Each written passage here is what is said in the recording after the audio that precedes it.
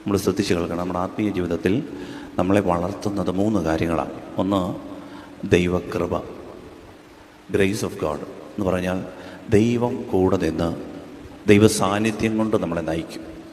ദൈവകൃപ.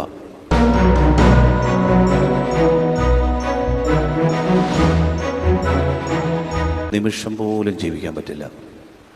നമ്മൾ വിചാരിക്കും നമ്മുടെ കഴിവാണ്. നല്ല ദൈവകൃപയാണ് നടത്തുന്നതും നയിക്കുന്നതും തീരുമാനമെടുപ്പിക്കുന്നതും ജീവിതത്തിൽ അനുഗ്രഹമാകുന്നതും നമ്മുടെ സഹിക്കാനുള്ള എല്ലാത്തിനും ദൈവകൃപ വേണം. ഒന്നാമത്തെ കാര്യമാണ് ദൈവകൃപ. 2, ദൈവവചനം. വചനം കൊണ്ടാണ് നമ്മൾ ജീവിക്കുക. വചനമില്ലെങ്കിൽ നമുക്ക് ഉള്ളിൽ വചനം കിട്ടിയില്ലെങ്കിൽ നമ്മുടെ ജീവിതം പരാജയപ്പെടും. അതുകൊണ്ടാണ് പുറമെ ഒത്തിരി നല്ല കാര്യങ്ങൾ ചെയ്യുന്നവരുണ്ട്, പക്ഷേ ഉള്ളിൽ വചനമില്ലെങ്കിൽ നമുക്ക് വളർച്ചയില്ല, മുരടിച്ചു. അതാണ് വചനം. 3, ശുദ്ധമായ വിശ്വാസം. കണ്ണും പൂട്ടി കർത്താവിൽ വിശ്വസിക്കാനുള്ള കൃപ. ഹല്ലേലൂയ. അപ്പോൾ ഈ 3 കാര്യങ്ങൾ നമുക്ക് വേണം. 1, കൃപ. 2, വചനം. 3, ശുദ്ധമായ വിശ്വാസം. ഹല്ലേലൂയ. സ്നേഹത്തോടെ ഹല്ലേലൂയ, ഹല്ലേലൂയ. സ്നേഹമുള്ളവരെ, ഈ കൃപയെക്കുറിച്ച് തീത്തോസിൻ്റെ ലേഖനത്തിൽ 2-ാം അധ്യായം 11-12 വാക്യങ്ങളൊന്ന് വായിച്ചു കേൾക്കാം നമുക്ക്. തീത്തോസിൻ്റെ ലേഖനം, വിശുദ്ധ പൗലോസ്ലീഹ തീത്തോസിന് എഴുതിയ ലേഖനം 2-ാം അധ്യായം 11-12 വാക്യങ്ങൾ. എല്ലാ മനുഷ്യരുടെയും രക്ഷയ്ക്കായി ദൈവത്തിന്റെ കൃപ പ്രത്യക്ഷപ്പെട്ടിരിക്കുന്നു. എല്ലാ മനുഷ്യരുടെയും രക്ഷയ്ക്കായി ദൈവത്തിൻ്റെ കൃപ പ്രത്യക്ഷപ്പെട്ടിരിക്കുന്നു.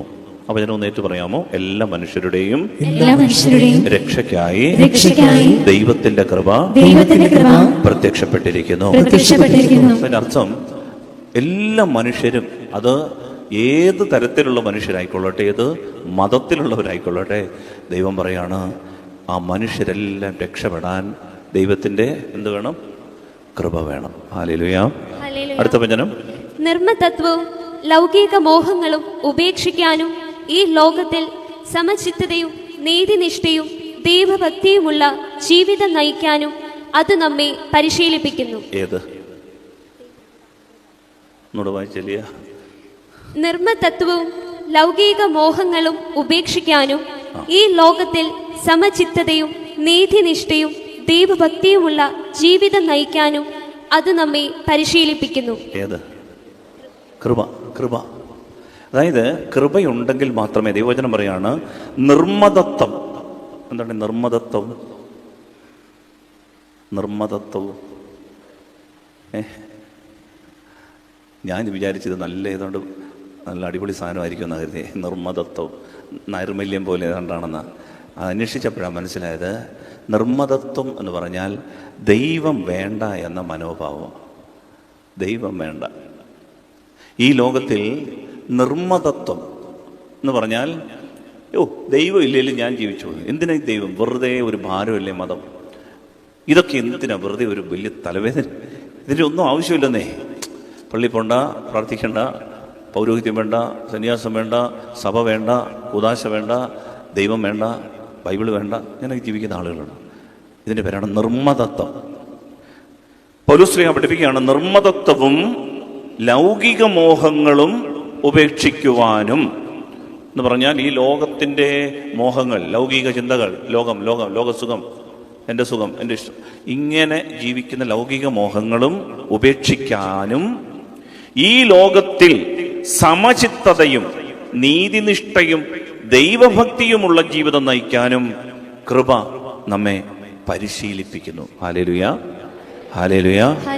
പ്രിയപ്പെട്ടവരെ, ദൈവം വേണ്ട എന്ന ചിന്ത, ലൗകിക മോഹങ്ങൾ, ഇത് ഉപേക്ഷിക്കാൻ, എനിക്ക് എൻ്റെ ദൈവം വേണം എന്നൊരാൾക്ക് പറയണമെങ്കിൽ കൃപ വേണം. പള്ളി പോകണമെങ്കിൽ കൃപ വേണം. വിശ്വാസം ജീവിക്കണമെങ്കിൽ കൃപ വേണം. പ്രാർത്ഥിക്കണമെങ്കിൽ കൃപ വേണം. ബൈബിൾ വായിക്കണമെങ്കിൽ കൃപ വേണം. അതുകൊണ്ടാണ് നിയമവും പ്രവാചകന്മാരും മോശ വഴിയുണ്ടായി, കൃപയും സത്യവുമാകട്ടെ ആര് വഴിയുണ്ടായി? യേശു ക്രിസ്തു വഴിയുണ്ടായി. കൃപ കൊണ്ടുവന്ന ആളിൻ്റെ പേരാണ് ആര്? യേശു. ലോകത്തിൽ കൃപ കൊണ്ടുവന്ന ആൾ. അതുകൊണ്ടാണ് കൃപയുണ്ടെങ്കിലേ നമുക്ക് ലൗകിക മോഹങ്ങൾ ഉപേക്ഷിക്കാൻ പറ്റും. ആർക്കും ഇന്ന് മുതൽ ഞാൻ പാപം ചെയ്യില്ല തീരുമാനം എടുത്താന്നും പറ്റില്ല. ലൗകിക മോഹങ്ങൾ ഉപേക്ഷിക്കണമെങ്കിൽ ദൈവകൃപ ഇറങ്ങണം. നിർമ്മതത്വം ഉപേക്ഷിക്കണമെങ്കിൽ ദൈവകൃപ ഇറങ്ങണം. ഇനിയും ഈ ലോകത്തിൽ സമചിത്തത, ചില ആളുകൾ ഒരു ദിവസം അങ്ങ് കിഴക്കായിരിക്കും നിൽക്കുന്നത്, അടുത്ത ദിവസം ആളങ്ങ് പടിഞ്ഞാറ് നിൽക്കും. സ്വഭാവമേ, ഒരു ദിവസം നോക്കിയാൽ സ്നേഹിച്ച് നമ്മളെ നാക്കിക്കൊല്ലും. വൈകുന്നേരം ആകുമ്പം പറയത്തില്ലെന്നേ ഉള്ളൂ, കുത്തിക്കൊല്ലും. ഈ ബൈപ്പോളർ കണക്കെയുള്ള ഒരു രോഗം, രണ്ട് ധ്രുവങ്ങളിലേക്ക് അങ്ങ് സ്വഭാവം പോവാം. സമചിത്തത എന്ന് പറയുന്നത് ഒരു പുണ്യമാണ്. എന്ത് വലിയ പ്രശ്നം വന്നാലും നമുക്ക് ശാന്തമായി നേരിടാനുള്ള ഒരു കൃപ, ഒരു കഴിവ്, അതൊരു കൃപയാണ്. ചിലപ്പോൾ നമ്മളൊക്കെ പൊട്ടിത്തെറിക്കും, ദേഷ്യപ്പെടും, നിരസം ഉണ്ടാവും, അസ്വസ്ഥരാകും. പക്ഷേ നമ്മളെ അതിനെയൊക്കെ തിരിച്ചു കൊണ്ടുവരാനും ശാന്തതപ്പെടുത്താനും എന്ന് പറഞ്ഞിട്ട് വഴക്കില്ല എന്നല്ല, എന്ന് പറഞ്ഞ് തിരുത്തലില്ല എന്നല്ല, അതെല്ലാം ഉണ്ട്.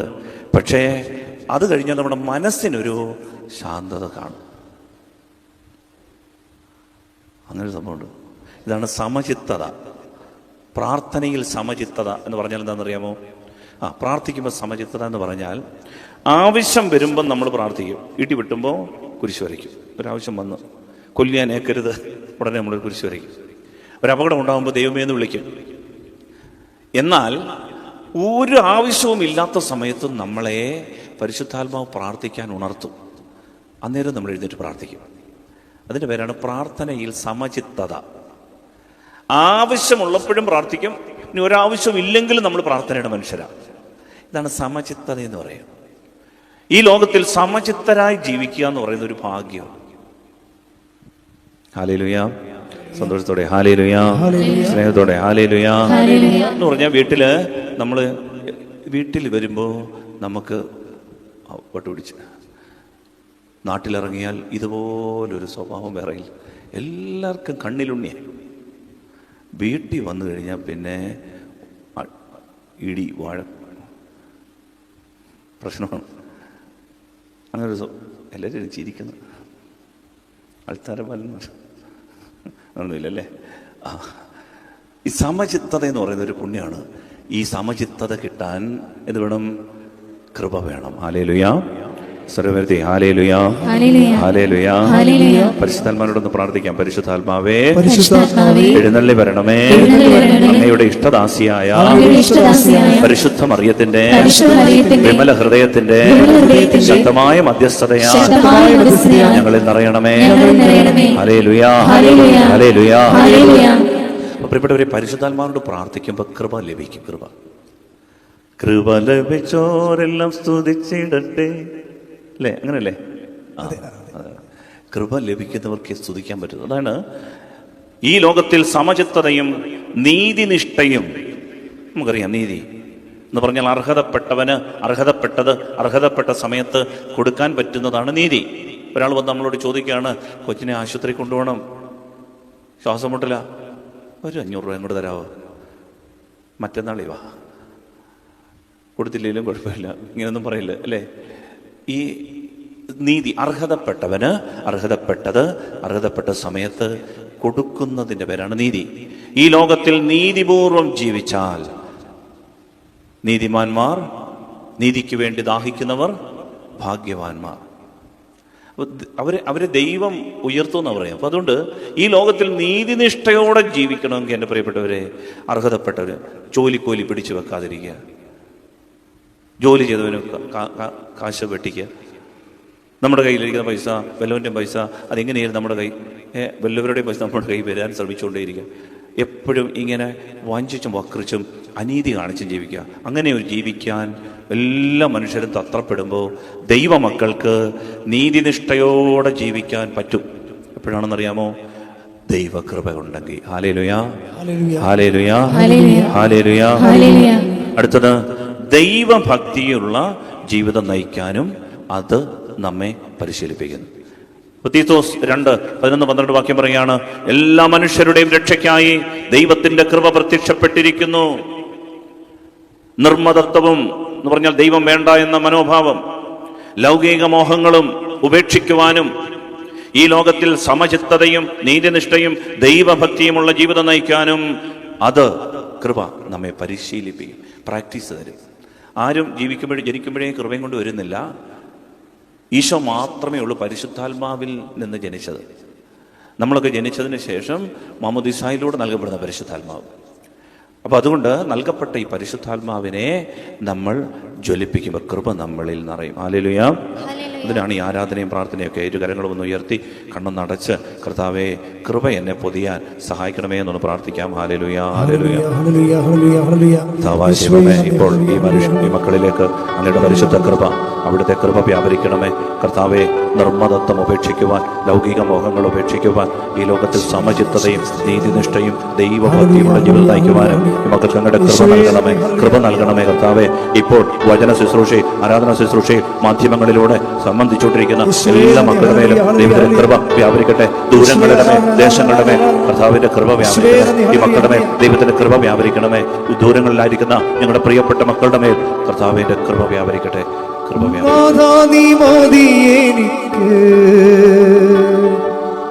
നിൻ കൃപ മതി എനിക്ക്. സ്വരമുയർത്തി നാഥാ നീ മതി എനിക്ക്, നിൻ കൃപ മതി എനിക്ക്. ഈ ഒരു യാത്രയതിൽ തിരുകൃപ മതി എനിക്ക്.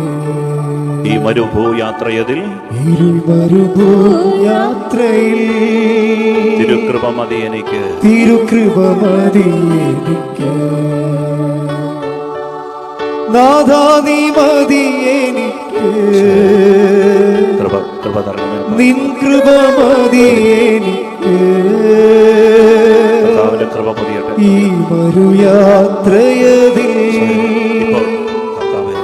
തിരുകൃപ മതി എനിക്ക്. ഹല്ലേലൂയ, ഹല്ലേലൂയ, ഹല്ലേലൂയ. ഹല്ലേലൂയ. എൻ്റെ സ്നേഹമുള്ളവരെ, നമുക്ക് ചിലപ്പോഴും നമ്മൾ പള്ളിയിലൊക്കെ കയറി വരുമ്പോൾ സന്തോഷത്തോട് ചിരിച്ച് പല ചിന്തകളുമായിട്ടൊക്കെ വരുന്നത്. പക്ഷെ പള്ളിക്കകത്ത് കയറി കഴിയുമ്പോൾ ചിലർ പറഞ്ഞിട്ടുണ്ട്, പിന്നെ കണ്ണ് നിറഞ്ഞൊഴുകുകയാണ്. ആഗ്രഹിച്ചിട്ടല്ല, അങ്ങ് പൊട്ടി ഒഴുകുകയാണ് കണ്ണുനീര്. അതൊരു കൃപയാണ്. എനിക്ക് കഴിഞ്ഞ ദിവസം ഒരു കുഞ്ഞെന്നോട് പറഞ്ഞു, ഞങ്ങൾ ഒരു വിവാഹം ആശീർവദിക്കുകയാണ്, നടന്നിരിക്കുകയാണ്. പറയാണ്, ഈ വിവാഹ കൂദാശ കണ്ടുകൊണ്ടിരിക്കുമ്പോൾ ധാരധാരയായിട്ട് കണ്ണുനീരം ഒഴുകാണ്. അവളുടെ വിവാഹം കഴിഞ്ഞാണ് ആ വിവാഹത്തിൻ്റെ വീഡിയോ കാണുമ്പോൾ കരച്ചിലാണ്. പരിശുദ്ധാത്മാവിൻ്റെ ഒരു അനോയിൻറ്റിംഗ് ആണ്. അനേകരുടെ വിവാഹ കൂദാശയെ സംബന്ധിക്കാൻ വേണ്ടി ചെല്ലുമ്പോൾ ഈ കരഞ്ഞ് പ്രാർത്ഥിക്കാനുള്ളൊരു അഭിഷേകം കിട്ടും. ചിലർ പള്ളിയിൽ കയറുമ്പോഴേ കരഞ്ഞ് ചിലർ രാവിലെ എഴുന്നേറ്റ് ബൈബിളും കൊണ്ടിരിക്കുമ്പോഴേ അങ്ങ് കരച്ചിലാണ്, പ്രാർത്ഥനയാണ്. ഒരു കൃപയാണ്. എൻ്റെ പ്രിയപ്പെട്ടവരെ, ദൈവം നമുക്ക് തന്ന വലിയ അനുഗ്രഹമാണ് ദൈവകൃപ. അതുകൊണ്ട് ഈ കൃപ പൊതിയാൻ വേണ്ടി പ്രാർത്ഥിക്കും. കൃപ നമ്മളെ നയിക്കും. കൃപയുടെ കുറവാണ് പാപം. ഹല്ലേലൂയ, ഹല്ലേലൂയ. ശ്രദ്ധിച്ചോണം. നമ്മൾ കരുതും പാപം എന്ന് പറയുന്നത് ഒരാളിനെ കത്തിയെടുത്ത് കുത്തുന്നത്, ഒരാളിൻ്റെ പേഴ്സിൽ നിന്ന് 500 രൂപ എടുക്കുന്നത്, ഇതാണ് പാപം. ബൈബിൾ പഠിപ്പിക്കുന്നത് പരിശോധിച്ചാൽ മതി. എവിടെ കൃപ കുറയുന്നോ അതാണ് പാപം. എന്ന് പറഞ്ഞാൽ കൃപ കുറയുന്നിടത്ത് സ്വാഭാവികമായിട്ടും പാപം വന്നു ചേരും. പ്രകാശം അണഞ്ഞാൽ ഇരുട്ട് മൂടും. കൃപ കുറഞ്ഞാൽ പാപം വരും. നമ്മൾ കരുതി കുറേ പ്രവൃത്തിയാണ് പാപം. അല്ല, പുതിയ നിയമത്തിൽ പാപം എന്ന് പറയുന്നത് കൃപയുടെ അഭാവമാണ്. കൃപ ഇല്ലാതാകുക. എന്നാലോചിക്കേ, വിവാഹ ജീവിതം കൂദാശയിൽ കഴിഞ്ഞ് വളരെ സ്നേഹത്തോടെ ഒരു കുടുംബജീവിതം ആരംഭിച്ചു. കുറച്ച് കഴിഞ്ഞപ്പോൾ ആ കൃപ ചോർന്ന് പോയി. പിന്നെ പഴിഞ്ഞാറലായി, കുറ്റം പറച്ചിലായി, പ്രശ്നമായി, വഴക്കായി, ദുരിതമായി, പാപമായി. പൗരോഹിത്യം പട്ടം കൂടെ കിട്ടിയപ്പോൾ എന്നാ കൃപ, അഭിഷേകം. നമ്മുടെ മാർട്ടി ശമാശൻ പട്ടം സ്വീകരിക്കാൻ പോവാണ്. അതെ, നമ്മുടെ മാർട്ടി ശമാശൻ ജനുവരി മാസം 7-ാം തീയതി പട്ടം കിട്ടുമ്പം കൃപ ഇങ്ങനെ അങ്ങോട്ട് നിറഞ്ഞു. കുറച്ച് കഴിയുമ്പം കൃപ പോവോ എന്ന് പറയില്ല ശമാശൻ കേൾക്കുന്നു. കൃപ പോകരുത്. വർഷങ്ങൾ കഴിഞ്ഞാലും കൃപയിൽ വളരണം. അതിനാൽ ദൈവം നമ്മൾ ആഗ്രഹിക്കുന്നത്, സ്നേഹമുള്ളവരെ, കൃപ യേശുക്രിസ്തു വഴിയാണ് ഉണ്ടായത്. കൃപയുടെ അഭാവത്തിൽ നമ്മിൽ നിറയുന്ന രണ്ട് കാര്യങ്ങളാണ് നിരാശ, വിഷാദം. കൃപയില്ലയോ പിന്നെ നമ്മളെ ഒന്നിനും കൊള്ളുകയില്ല. ഒരു നിരാശ വന്നാൽ കൂടും. എന്തിനായി ജീവിതം? മടുത്ത്, തുഴഞ്ഞു മടുത്ത്. ഞാൻ തന്നെ കടന്നിങ്ങനെ തുഴയും. ആളുകളെ പിന്നെ ഓട്ടോ പിടിച്ചോന്ന് കുറ്റം പറയാം. എന്തിനാ ഇത്? കൃപ തീർന്നു കഴിഞ്ഞാൽ പ്രിയപ്പെട്ടവരെ നിരാശ വരും, വിഷാദം വരും. അതുകൊണ്ടാണ് നമ്മൾ എന്ത് ചെയ്യുന്നേ? ദൈവം വേണ്ട എന്നൊരു ചിന്ത വെക്കുന്നത്. എന്തിനാ ദൈവം? ഈ ദൈവത്തെ വിളിച്ചിട്ട് വല്ല ഉത്തരവുണ്ടോ? 2, ഈ ദൈവത്തിനൊന്നും ചെയ്യാൻ കഴിവില്ല. നിരാശയിൽ നിന്നുണ്ടാകുന്ന കൃപ കുറയുമ്പോൾ നമ്മൾ ദൈവത്തിൽ നിന്ന് അകലും. 2 ചിന്തകൾ വരും. 1, ഈ ദൈവത്തെ കൊണ്ട് എനിക്ക് ആവശ്യമില്ല, ദൈവം വേണ്ട, അതാണ് നിർമ്മതത്വം. 2, ഈ ദൈവത്തിന് ഒന്നും ചെയ്യാൻ കഴിവില്ല, മടുത്ത്. എന്തിനാ ഇങ്ങനെ വിളിക്കണേ?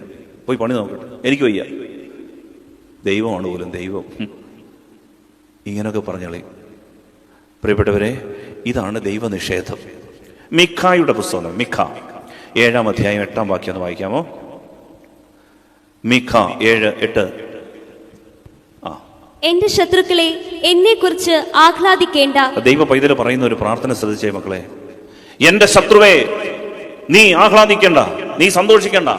അടുത്തത്, വീണാലും ഞാൻ എഴുന്നേൽക്കും. വീണാലും ഞാൻ എഴുന്നേൽക്കും. എന്താ ഈ പൈതൽ ഇങ്ങനെ പറയാൻ കാര്യം? ശത്രുവേ നീ ആഹ്ലാദിക്കേണ്ട, വീണാലും ഞാൻ എഴുന്നേൽക്കും. അടുത്ത വചനം, ഞാൻ ഇരുട്ടിലിരുന്നാലും കർത്താവിന്റെ വെളിച്ചമായിരിക്കും. എന്റെ കർത്താവ് എന്റെ കൂടെ ഉണ്ട്. ഇതാണ് പ്രത്യാശ. ഈ കൃപയുള്ളവർക്ക് ഇങ്ങനെ പ്രാർത്ഥിക്കാൻ പറ്റത്തുള്ളൂ. ഒരു പാപം ചെയ്ത് വീണുപോയി, ഒരു പ്രശ്നം ഉണ്ടായി, ഒരു പ്രതിസന്ധി, ശത്രുവിനോട് കൃപയുള്ളവർ പറയും, ശത്രുവേ നീ കൂടുതൽ നെകളിക്കണ്ട, പിശാചേ നീ കൂടുതൽ നെകളിക്കണ്ട, എൻ്റെ കർത്താവ് എൻ്റെ പ്രകാശമാണ്, അവൻ എന്നെ കുഴഞ്ഞ ചേറ്റിൽ നിന്ന് പോലും ഉയർത്തി നിർത്തും. Hallelujah, hallelujah. ഇത് ഇങ്ങനെ പ്രാർത്ഥിക്കണമെങ്കിൽ കൃപ വേണം. ഇല്ലെങ്കിൽ ദൈവനിഷേധമുണ്ടാകും, നിർമ്മതത്വമുണ്ടാകും, ദൈവം വേണ്ട എന്ന് വെക്കും. എൻ്റെ പ്രിയപ്പെട്ടവരെ, അതുകൊണ്ടാണ് ഈശോ യോഹന്നാൻ 14:1 വാക്യത്തിൽ, യോഹന്നാൻ ശ്ലീഹ എഴുതിയ സുവിശേഷം 14-ാം അധ്യായം 1 വാക്യത്തിൽ പറയാണ്, നിങ്ങളുടെ ഹൃദയം അസ്വസ്ഥമാകേണ്ട, ദൈവത്തിൽ വിശ്വസിക്കുവേൻ, എന്നിലും വിശ്വസിക്കുവേൻ. ഈശോ പറയാണ്, എൻ്റെ മക്കളെ നിങ്ങളുടെ ഹൃദയം അസ്വസ്ഥമാകണ്ട, നിങ്ങൾ വിഷമിക്കണ്ട, ഞെരുങ്ങണ്ട, ദൈവത്തിൽ വിശ്വസിക്കുക, എന്നിലും വിശ്വസിക്കുക. ഈശോ പറഞ്ഞു തരാം. എന്താ അങ്ങനെ പറയാൻ കാര്യം? പ്രിയപ്പെട്ടവരെ, കൃപയിൽ ശരണപ്പെടാനാണ് ഈശോ പറയുന്നത്. കൃപയുള്ളവർക്ക് ഇങ്ങനെ പ്രാർത്ഥിക്കാൻ പറ്റത്തുള്ളൂ. ഇല്ലെങ്കിൽ നമ്മൾ വിഷാദപ്പെട്ടു പോകും, നിരാശപ്പെട്ടു പോകും, മടുത്തു പോകും. അത് പിശാചിന്റെ കെണിയാണ്. അതുകൊണ്ട് ദൈവകൃപയ്ക്ക് വേണ്ടി നമ്മളൊന്ന് പ്രാർത്ഥിക്കാൻ പോവുകയാണ്. കർത്താവെ, ഒരുപാട് പേര് മനസ്സ് മടുത്തു വന്നിരിപ്പുണ്ട്, നിരാശയിലുണ്ട്, കുടുംബങ്ങൾ പലതും തളർന്നിരിപ്പുണ്ട്. നമുക്കൊന്ന് കരങ്ങൾ ഉയർത്തിനോട് സ്തുതിച്ച് പ്രാർത്ഥിക്കാം. ഹല്ലേലൂയ, ഹല്ലേലൂയ, ഹല്ലേലൂയ, ഹല്ലേലൂയ. കർത്താവായ ദൈവമേ, അവിടുത്തെ പരിശുദ്ധ കൃപ ഈ മക്കളുടെ മേൽ വ്യാപരിക്കണമേ. കർത്താവെ, കൃപ നയിക്കട്ടെ, കൃപ നടത്തട്ടെ, കൃപ ഒരുക്കട്ടെ, കൃപ ജീവിപ്പിക്കട്ടെ, കൃപ ശക്തീകരിക്കട്ടെ, കൃപ നയിക്കട്ടെ. കൃപയാൽ ഈ മക്കൾ ജീവിക്കട്ടെ, കൃപ പൊതിയട്ടെ. കർത്താവെ, എന്ത് ചെയ്യാനും ഏത് കാര്യത്തിനും ഈ കുടുംബങ്ങളിൽ നടക്കാൻ പോകുന്ന എല്ലാ കാര്യങ്ങളിലും, ഈ ഇടവകയിൽ നടക്കാൻ പോകുന്ന എല്ലാ കാര്യങ്ങളിലും അങ്ങയുടെ കൃപ മുന്നമേ പൊതിയണമേ. ഞങ്ങളുടെ ജീവനിൽ അങ്ങയുടെ കൃപ പൊതിയണമേ. വഴിയാത്രകളിൽ, വാഹനയാത്രകളിൽ, വിദേശയാത്രകളിൽ അങ്ങയുടെ കൃപ പൊതിയണമേ. ഞങ്ങളുടെ കുഞ്ഞുങ്ങളിൽ, പഠന മേഖലകളിൽ, യുവജനങ്ങളിൽ, ഞങ്ങളുടെ രോഗികളിൽ, മരണാസന്നരിൽ കർത്താവിന്റെ കൃപ പൊതിയണമേ. ഞങ്ങളുടെ വസ്തുവിൽ, ഞങ്ങളുടെ നിയോഗങ്ങളിൽ, ഞങ്ങളുടെ ജീവിതത്തിന്റെ എല്ലാ മേഖലകളിലും ദൈവകൃപ വ്യാപരിക്കട്ടെ, കൃപ വ്യാപരിക്കട്ടെ, ദൈവകൃപ നിറയണമേ. നാഥാ നീ മതി എനിക്ക്, നിൻ കൃപ മതി എനിക്ക്. നാഥാ നീ മതി എനിക്ക്, കൃപ മതിയപ്പ, നിൻ കൃപ മതി എനിക്ക്. മരുഭൂയാത്രയിൽ, ഈ മരുയാത്രയതിൽ തിരുകൃപ മതി എനിക്ക്, തിരുകൃപ മതി എനിക്ക്. ഈ മരുയാത്രയതിൽ തിരുകൃപ മതി എനിക്ക്. ഹല്ലേലൂയ, ഹല്ലേലൂയ. ഹല്ലേലൂയ. ഹല്ലേലൂയ. ഹല്ലേലൂയ. ഹല്ലേലൂയ. നീ ഒരു കാര്യം കൂടെ പറഞ്ഞുകൊണ്ട് നിർത്താം. ഈ കൃപ എങ്ങനെയാണ് ലഭിക്കുക? അതിൽ ഒരുപാട് വഴികൾ ഈശോ പറഞ്ഞു തരുന്നുണ്ട്. അതിൽ നമുക്ക് എല്ലാം കൂടെ മനസ്സിലാക്കാനുള്ള നേരവും സാവകാശവും അതിനുള്ള പ്രാഗൽഭ്യവും ഒക്കെ എല്ലാവർക്കും ഒരുപോലെ ഇല്ല. അതുകൊണ്ട് ഒരു കാര്യം നമ്മുടെ മനസ്സിലേക്ക് കൊണ്ടുവരിക. നമുക്ക് ഈ കൃപ ലഭിക്കുന്നത് നമ്മുടെ ഹൃദയത്തിൻ്റെ പ്രചോദനം അനുസരിക്കുമ്പോഴാണ്. ശ്രദ്ധിച്ച് കേൾക്കണേ. നമ്മളുടെ ഹൃദയം നമ്മളെ ചില കാര്യങ്ങൾ പ്രചോദിപ്പിക്കും. അത് കേട്ട് അനുസരിക്കുമ്പോൾ കൃപ ജ്വലിക്കും. ബൈബിൾ പറഞ്ഞു തരുന്നതാണേ. അതായത് നമ്മൾ വിചാരിക്കും നമ്മുടെ ഹൃദയത്തിൽ എപ്പോഴും ദുഷ്ടതയാണ്, ഈ ഹൃദയത്തിൽ എപ്പോഴും ദുരാഗ്രഹങ്ങളാണ്, ഈ ഹൃദയത്തിൽ എപ്പോഴും ദുശ്ചിന്തകളാണ്, ഈ ഹൃദയം കെട്ട ഹൃദയമാണ്, ചത്ത ഹൃദയമാണ്, ഇതിനകത്തൊന്നും ഒരു നന്മ വരാനില്ല. അങ്ങനല്ല. സ്നേഹമുള്ളവരെ, ദൈവം നമ്മളെ സൃഷ്ടിച്ചത് സ്വന്തം ഛായയിലും സാദൃശ്യത്തിലുമാണ്. ദൈവത്തിൻ്റെ നിശ്വാസമാണ് നമ്മൾ. അങ്ങനെയെങ്കിൽ നമ്മുടെ ഹൃദയത്തിൻ്റെ പ്രചോദനങ്ങൾ ദൈവം ഉണർത്തും. ഒരു വചനം കേൾക്കാം. പ്രഭാഷകന്റെ പുസ്തകം 37 അധ്യായം 14 തിരുവചനം. പ്രഭാഷകൻ 37:14. മറ്റുള്ളവരെന്ത് പറയുന്നു എന്ന് കേൾക്കുകയല്ല, അയൽപക്കക്കാരെന്ത് പറയുന്നു, നമുക്ക് മെസ്സേജ് എന്ത് വന്നു, യൂട്യൂബിൽ എന്താ കിടക്കുന്നു, ഇതല്ല പ്രചോദിപ്പിക്കേണ്ടത്. ആളുകളുടെ മോട്ടിവേഷൻ ക്ലാസ്സുകളല്ല പ്രചോദിപ്പിക്കേണ്ടത്. നമ്മുടെ ഹൃദയത്തിൽ നിന്ന് ചിലപ്പോൾ ചില പ്രചോദനങ്ങൾ വരും. നിങ്ങൾക്ക് നിന്ന് പരിശോധിച്ചാൽ മതി. നിങ്ങൾ ഉചിതമായ സമയത്ത് ചില തീരുമാനങ്ങൾ എടുത്തതുകൊണ്ടല്ലേ ദൈവം ഇത്രയും ഉയർത്തി ഇവിടെ കൊണ്ടുവച്ചത്. ചില തീരുമാനങ്ങളൊക്കെ ദൈവത്തിൻ്റെ ആത്മാവ് ഹൃദയത്തിൽ തരും. എല്ലാവരും എതിര് നിൽക്കും, പക്ഷെ നിങ്ങൾ സ്ട്രോങ് ആയിട്ട് അതിൽ ഉറച്ചു നിന്നതുകൊണ്ടാണ് ഈ അവസ്ഥയിലെത്തിയത്. അതൊരു വിജയമായി മാറും. ഒന്ന് വായിക്കാമോ? പ്രഭാഷകൻ 37:14. ഗോപുരത്തിന് മുകളിലിരുന്ന് നിരീക്ഷിക്കുന്ന 7 പേരെക്കാൾ സ്വന്തം ഹൃദയമാണ് കൂടുതൽ വിവരങ്ങൾ നൽകുന്നത്. പ്രഭാഷകൻ നമ്മളെ പഠിപ്പിക്കുന്ന ഒരു വചനം ശ്രദ്ധിച്ചു കേട്ടെ, ഒന്നുകൂടെ വായിച്ചേ. ഗോപുരത്തിന് മുകളിലിരുന്ന് നിരീക്ഷിക്കുന്ന 7 പേരെക്കാൾ സ്വന്തം ഹൃദയമാണ് കൂടുതൽ വിവരങ്ങൾ നൽകുന്നത്. സ്വന്തം ഹൃദയമാണ് ഗോപുരത്തിന് മുകളിലിരുന്ന് നിരീക്ഷിക്കുന്ന 7 പേര്. എന്നാലോചിക്ക്, ഒരു ഗോപുരത്തിന് മുകളിലിരുന്ന് 7 പേര് വട്ടം ചുറ്റി നോക്കിക്കൊണ്ടിരിക്കുകയാണ്. അതിനേക്കാൾ വിവരം നൽകാൻ കഴിവുള്ള ഒരൈറ്റം എവിടെ ഇരിപ്പുണ്ട്? ഇവിടെ ഇരിപ്പുണ്ട്. അതിൻ്റെ പേരാണ് ഹൃദയം. സ്വന്തം ഹൃദയം തരുന്ന വിവരങ്ങൾ മറ്റുള്ള ഈ ഗോപുരത്തിൻ്റെ മണ്ടക്കിരുന്ന് തരുന്ന ആളുകൾ തരുന്നതിനേക്കാളും വലിയ വിവരങ്ങളാണ്. അത്ര ബോധ്യം തരാൻ കഴിവുള്ള ഒരു ഐറ്റമാണ് ഏത്? ഹൃദയം. ഹല്ലേലൂയ. ഒന്ന് പറഞ്ഞേ, ഹല്ലേലൂയ. ഹല്ലേലൂയ. സ്നേഹമുള്ളവരെ, ദൈവത്തിൻ്റെ കൃപ എങ്ങനെ ലഭിക്കും എന്ന് ചോദിച്ചാൽ ഉത്തരം ഇതാണ്: നമ്മൾ ഹൃദയത്തിൻ്റെ പ്രചോദനങ്ങളെ ശ്രദ്ധിക്കണം. നമ്മുടെ ഹൃദയം ഇപ്പം പറയാണ്, വാ പള്ളി വാ. നമ്മുടെ ഹൃദയം പറയാണ്, ഒരു കൊന്ത ചൊല്ല്. നമ്മുടെ ഹൃദയം പ്രേരിപ്പിക്കും, വാ ഒരു കുമ്പസാരം നടത്തും. നമ്മുടെ ഹൃദയം പ്രേരിപ്പിക്കും, വാ 1 മണിക്കൂർ ഒരു ആരാധനയുണ്ട്, വാ ഒന്ന് സംബന്ധിക്കും. പ്രിയപ്പെട്ടവരെ, നമ്മുടെ ഹൃദയം പ്രേരിപ്പിക്കും, വാ ബൈബിളൊന്ന് തുറന്ന് വായിക്കും. നമ്മുടെ ഹൃദയം പ്രേരിപ്പിക്കും, പള്ളി പോകണം. പക്ഷെ പെട്ടെന്ന് മനസ്സിലേക്ക് മടിയായി. ഈ ഹൃദയത്തിൻ്റെ പ്രചോദനം ചെവിക്കൊള്ളുമ്പോൾ, ദൈവാത്മാവ് ഒരു പ്രേരണ ഹൃദയത്തിൽ തരുമ്പോൾ അത് മക്കളെ നിഷേധിക്കരുത്. നമ്മൾ ഇന്ന് അനുഭവിക്കുന്ന എല്ലാ ക്രൈസിസിനും പ്രതിസന്ധികൾക്കും കാരണം എന്താണെന്നറിയാമോ? നമ്മുടെ ഈ ഹൃദയത്തിൻ്റെ പ്രചോദനങ്ങളെ നമ്മൾ അവഗണിച്ചതാണ്. മടി പിടിച്ചും അവഗണിച്ചും ഒഴിവാക്കിയും ദൈവത്തിൻ്റെ നല്ല ആലോചന തന്നുകൊണ്ടിരുന്ന അവസാനം നമ്മൾ ഈ അവസ്ഥയിലെത്തി. അതിനാൽ ദൈവം നമ്മളിൽ നിന്ന് ആഗ്രഹിക്കുന്ന ഒരു പ്രധാനപ്പെട്ട കാര്യമാണ്, ദൈവവചനം പഠിപ്പിക്കുകയാണ്, നമ്മുടെ ഹൃദയത്തിൻ്റെ പ്രേരണകളെ നമ്മൾ പിൻചെല്ലണം.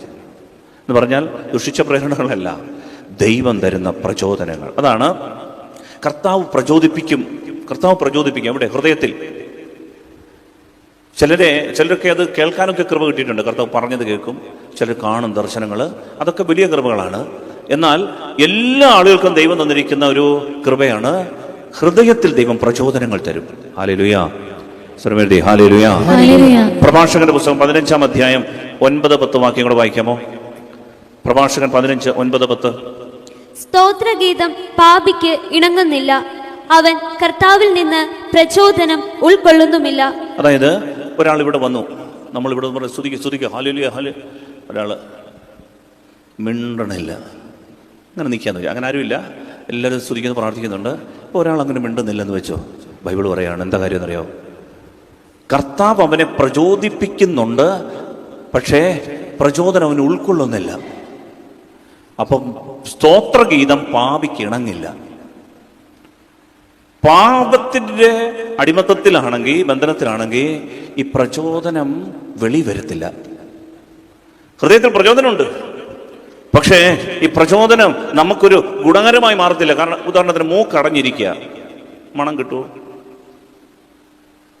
മൂക്കേ അടഞ്ഞിരിക്കുക, റോസാപ്പൂ എടുത്ത് ഏതെല്ലാം കൂടെ മൂക്കി കയറി പോകത്തേ ഉള്ളൂ, വല്ല ഗുണമുണ്ടോ? മണമില്ല. എന്താ ഇത്? ബ്ലോക്ക്, കോവിഡ് വന്ന് ബ്ലോക്കായിട്ടിരിക്കുകയാണ്. അപ്പോൾ ഈ മൂക്കടഞ്ഞിരുന്ന മണം കിട്ടും എന്ന് പറഞ്ഞ പോലെ പാപം കയറി ജീവിതം അടഞ്ഞു വെച്ചാൽ കൃപ അല്ലെങ്കിൽ പ്രചോദനം കിട്ടില്ല. അതാണ് ഈശോ ഇവിടെ നമ്മളെ പഠിപ്പിക്കുന്നത്, ദൈവം പഠിപ്പിക്കുന്നത്. ഒരു ദൈവസ്തുതിപ്പ് പോലും ദൈവം പ്രചോദിപ്പിച്ചാലേ കിട്ടുകയുള്ളൂ. ഈ പ്രചോദനത്തിൻ്റെ പേരാണ് പ്രിയപ്പെട്ടവരെ കൃപ. ഇത് ഹൃദയത്തിലുണ്ടാകും. കൃപ എങ്ങനെ ലഭിക്കുക? ദൈവം പ്രചോദിപ്പിക്കുമ്പോൾ നമ്മൾ അത് ചെവിക്കൊള്ളണം, അനുസരിക്കണം. ദൈവം പ്രചോദിപ്പിക്കും. ആരെ? പാപാവസ്ഥയിലുള്ളവരെയല്ല.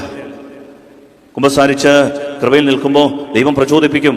ആ പ്രചോദനം നമ്മൾ കേൾക്കണം, അതനുസരിച്ച് ജീവിക്കുമ്പോൾ കൃപയിൽ വളരും. കാരണം ദൈവമാണ് പ്രചോദിപ്പിക്കുന്നത്. എല്ലാ കാര്യങ്ങളും ദൈവിക കാര്യങ്ങളാണ് നമ്മൾ സംസാരിക്കുന്നത്. എല്ലാ കാര്യങ്ങളും പ്രചോദിപ്പിക്കുന്ന ദൈവം. അതാണ് കൊറിന്തോസിലെ സഭയ്ക്ക് എഴുതിയ 1-ാം ലേഖനം 12-ാം അധ്യായം 6-ാം തിരുവചനം. പ്രവൃത്തികളിൽ വൈവിധ്യമുണ്ടെങ്കിലും എല്ലാവർക്കും എല്ലാറ്റിലും പ്രചോദനം നൽകുന്ന ദൈവം ഒന്നു തന്നെ. എല്ലാവർക്കും എല്ലാറ്റിലും പ്രചോദനം നൽകുന്ന ദൈവം ഒന്നാണ്. എല്ലാവർക്കും പ്രചോദനം തരും ദൈവം. ഹൃദയത്തിൽ പ്രചോദനം തരും.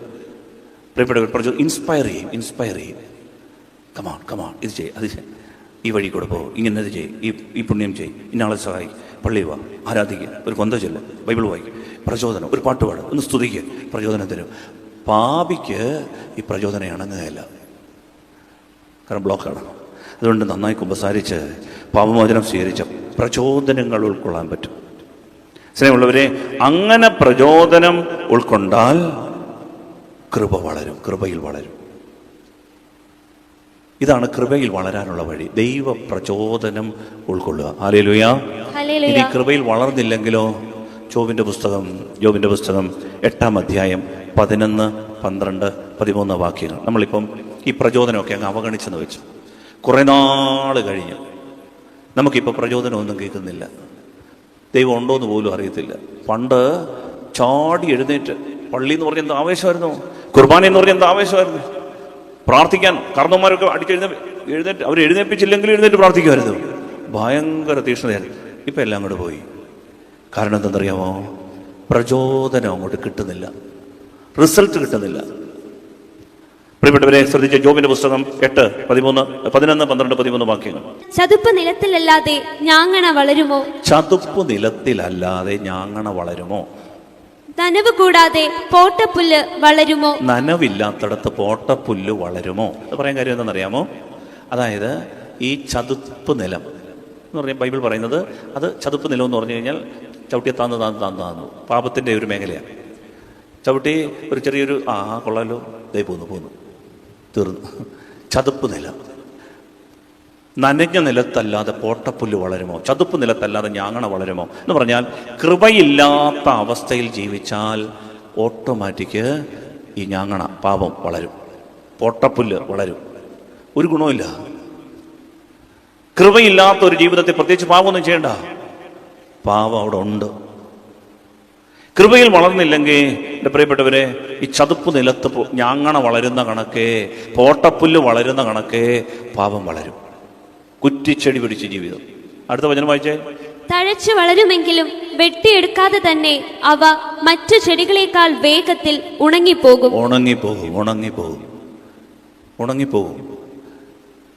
പ്രിയപ്പെട്ടവരെ, അതുകൊണ്ടാണ് ഈ കൃപയുടെ അഭാവത്തിൽ പാപം വളരുമെന്ന് സൂക്ഷിച്ചോണം. അതുകൊണ്ട് ദൈവം ഒരു പ്രചോദനം തന്നാൽ അത് ഉൾക്കൊണ്ട് പാപത്തെ മാറ്റി പ്രചോദനം ഉൾക്കൊണ്ട് കൃപയിൽ വളരാൻ ശ്രമിക്കണം.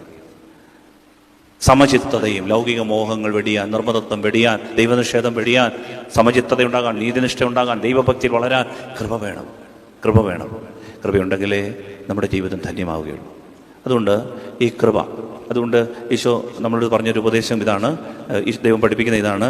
അതുകൊണ്ട് ഇനിയും ഭയങ്കര കൃപയില്ല നമ്മൾ വാങ്ങിച്ചു കൂട്ടാൻ വേണ്ടി ഇന്ന് മുതൽ കൃപ ഇങ്ങോട്ട് വരട്ടെ എന്ന് കരുതി ബഹളം ഉണ്ടാക്കേണ്ട ആവശ്യമില്ല. ശാന്തമായി ഈ കൃപയുടെ നീരൊഴുക്കുകൾ തിരഞ്ഞ് ശാന്തമായി അന്വേഷിച്ചു തുടങ്ങണം.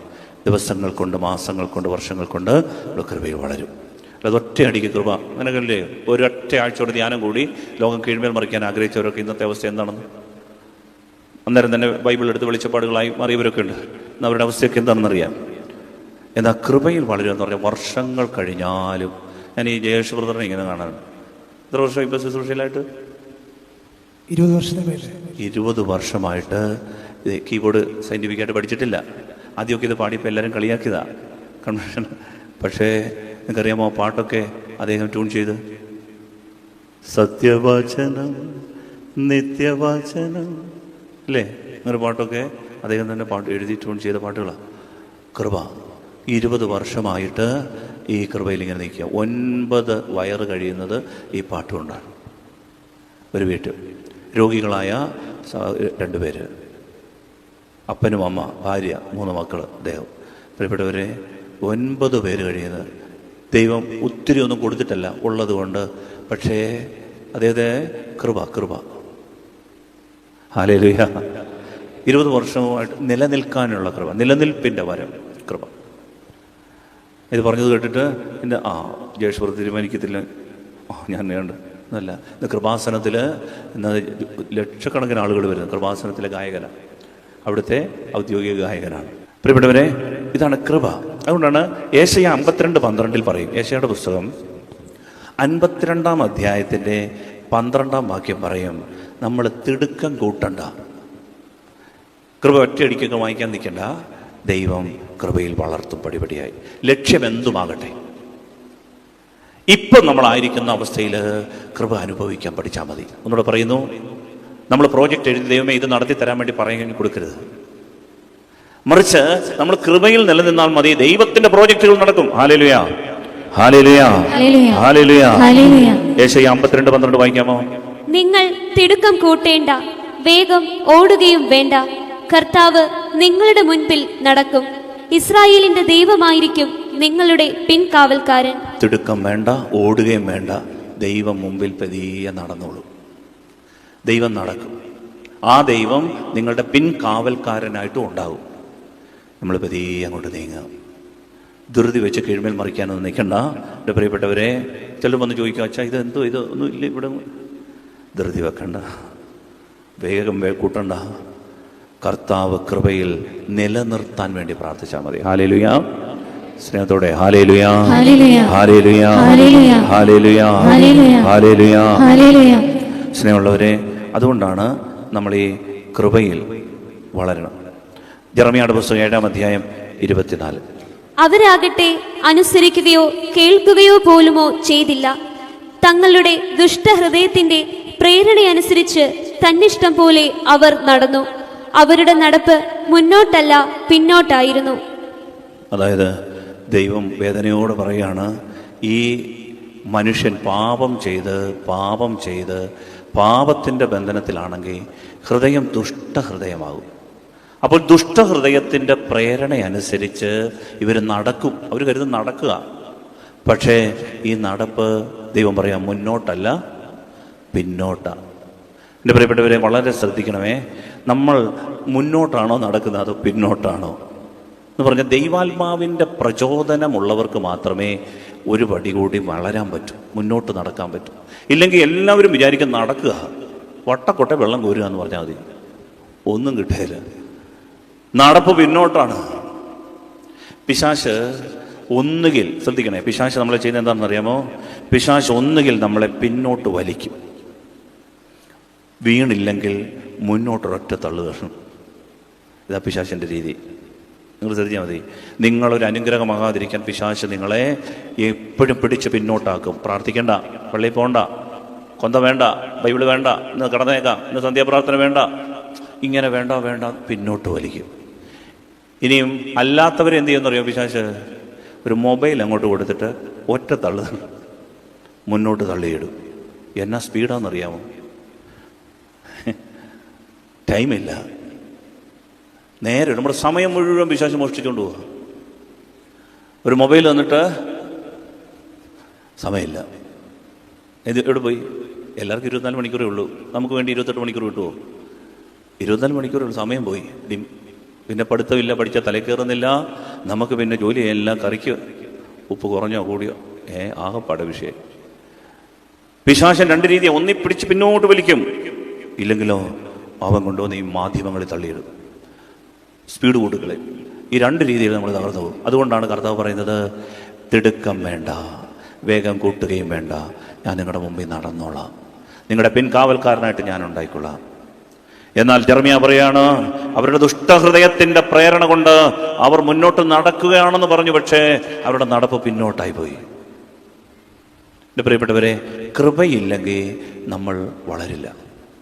അതിനാൽ ദൈവകൃപ, കത്തോലിക്ക സഭയുടെ മതബോധന ഗ്രന്ഥം catechism of the Catholic Church 2732 ഖണ്ഡിക, catechism of the Catholic Church 2732 ഖണ്ഡികയിൽ ഇങ്ങനെ പറയുകയാണ്, നാം പ്രാർത്ഥിക്കാൻ ആരംഭിക്കുമ്പോൾ അടിയന്തരമെന്ന് തോന്നുന്ന 1000 ജോലികളും ഉത്കണ്ഠകളും നമ്മുടെ പ്രഥമ ശ്രദ്ധ ലഭിക്കാൻ മത്സരിക്കുന്നു. കൃപയിൽ വളരാൻ വേണ്ടി ദൈവം പറയും, വാ പ്രാർത്ഥിക്കാമേ, വായിട്, തിരികെത്തിക്ക്, വചനവർഷമാണ്, വചനം ഒരുക്കി വെച്ചിരിക്കുന്നതും എടുത്തേ, വായിച്ചേ. അപ്പോഴാണ് ഒരു കോള്. ആര്? അയർലൻഡിൽ നിന്നാണ് അനിത വിളിക്കുന്നു, അല്ലെങ്കിൽ UK നിന്ന് ഉണ്ണി വിളിക്കുന്നു. പ്രാർത്ഥന പിന്നെയും മാറ്റി വെക്കാൻ പറ്റും. ഉണ്ണി മാറ്റാൻ പറ്റുമോ? പറ്റില്ല. പ്രാർത്ഥന പിന്നെ ഗസ്റ്റിനെ മാറ്റാൻ പറ്റും.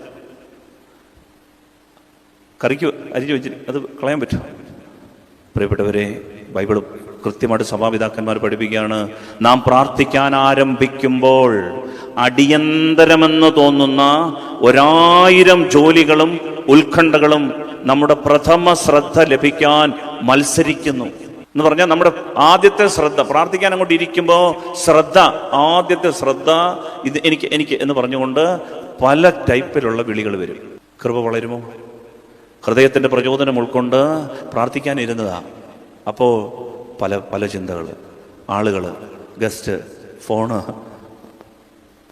തേപ്പൂട്ടി ഓണാക്കി വെച്ച് അടുക്കള പാല് കാച്ച്, പാടെ അടിയന്തര ശ്രദ്ധ കൊടുക്കേണ്ട പല കാര്യങ്ങളായി. അങ്ങനെ മത്സരിക്കുക എന്ന് പറയുന്നത്.